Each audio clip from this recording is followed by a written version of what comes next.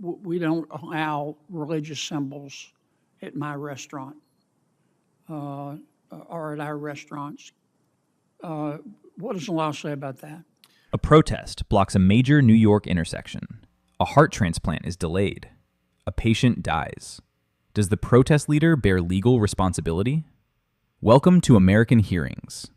Senator Kennedy opens this judicial confirmation session with a hypothetical that goes straight to core legal concepts and gets progressively sharper from there. Textualism, religious discrimination, legislative intent, all covered in under 10 minutes. Thank you, Mr. Chairman. Mr. Coleman, have you ever been to Manhattan? Manhattan, Kansas? No, sir, Manhattan, New York. I have not. Okay. Are you familiar with, maybe you've seen it in the movie, 3rd Avenue, Midtown? Only by reputation. Okay. Well, it's a major east or north-south traffic corridor. Very busy, a lot of traffic. I don't know if you saw the news yesterday, but about 200 protesters in New York sat down in the middle of 3rd Avenue. Completely blocked traffic. They were wearing T-shirts that said, "No war, no ice, free Palestine." Completely shut everything down for about an hour. Police had to come in. They arrested some of them. This is New York. Nothing will probably happen to them. But the point is it blocked traffic severely. Let's suppose a medical transportation service was trying to get a heart to a transplant patient at a hospital nearby. And obviously the traffic jam delayed him and the patient died. You with me? Yes, Senator. All right, does the patient's family have a cause of action against the protesters or the leader of the protest? In any hypothetical, I would hesitate to completely prejudge the situation without knowing all of the facts. Come on, counselor. Give me your legal opinion. This is a first year law student question.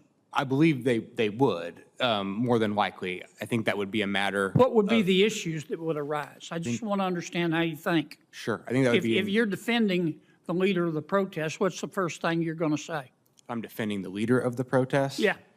I would probably argue about causation and foreseeability. I mean, that would be really a state law negligence. What do you mean causation? Well, for any negligence claim, one of the elements is you have a duty to somebody. Did you breach that duty? Did you cause them an injury? And part of the duty causation calculus is how foreseeable that injury was. Okay. What's the difference between legal causation and proximate cause? So cause in fact and proximate cause. Yeah. So cause in fact is the specific cause of death or injury rather. And in this case, it would probably be whatever heart ailment this poor person that you've described had would probably be the cause in fact of his death. But proximate cause does not always have to be the cause in fact, and there can be multiple causes. So a proximate cause is, but for this thing happening, this injury may not have occurred. Okay, and got it, good. Judge Powell, you said you're a textualist. Yes, sir. What does that mean? It means you follow the words of the text of the statute. Okay. What if the text of the statute's not clear? What do you do? Well, one of the approaches that I do use is I want to look at the language in context of the statute as a whole and try to harmonize the language. I may go to dictionaries to help me find definitions of words. Well, how ambiguous does the statute have to be before you're going to look to secondary sources? Well, ambiguity means the language is subject to two or more interpretations, and so if there's reasonable interpretation. Correct. Well, I mean, does it have to be 50% ambiguous or 52% or 51%? Well, I'm not sure how to apply the 51. To me, ambiguity That's what is I'm asking you, is how you apply it. Well, ambiguity means that the words that are used are susceptible to two or more different definitions. So I don't know whether that's 50%. Why do you go, I'm not suggesting you're wrong, but why do you go through that exercise? Why do you want to spend hours agonizing and debating how many lawyers can dance on the head of a pen to try to decide whether it's ambiguous? Why don't you just go look at the statute and also go to the secondary sources? Well, that's what I do, Senator. But you only go if it's ambiguous. Well, because the plain words of the words, the plain meaning of the words in front of you are what guide you. And you apply the common I understanding of guess the what I'm words. asking you is, Your Honor, why? Don't you want to look to the problem that the legislature was trying to solve? Why do you want to be a slave to the plain words that reasonable people can disagree over?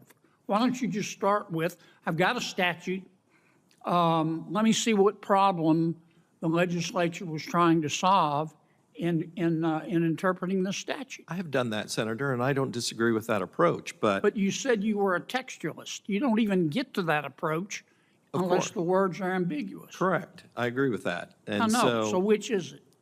well, you look at, Are you always a slave to the words and the debate about plain meaning, or do you step back and go, plain meaning or not, I want to look at the problem the legislature was trying to solve? Which is it?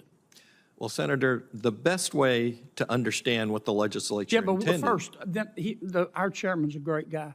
He's like awesome. He's going to cut me off anyway. Tell me which one you use. Senator, as I'm trying to say, when you're trying to discern the legislative intent, you first look at the words the legislature itself used, and Yeah, you apply okay. the And let's common, suppose ordinary they're meaning. plain. They're plain to you.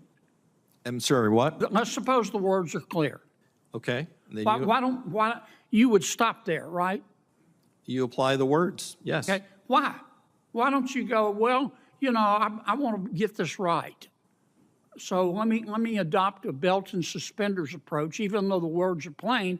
Let me delve into the legislative history and try to understand what problem the legislature is trying to solve. Why not do that? Because the language tells you what it is they're trying to Where's it do and what written? it is You they want to can't solve. go further than the language of the statute.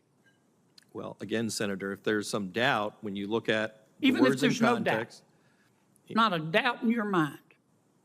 that's why because you're carrying out the will of the people. It's the will of the people that's So expressed in the pages. you're trying to apply a statute passed by the legislature. Correct. Okay. Can I ask one more? Tell me how to say your name. Your last name, sir? It's Mativi, Senator. Mr. Mativi. I'm 17 and I go to work for McDonald's. I go to apply for a job and I'm wearing a Burka. And the McDonald's manager says, I really want to hire you, but we don't allow religious symbols at my restaurant or at our restaurants. What does the law say about that?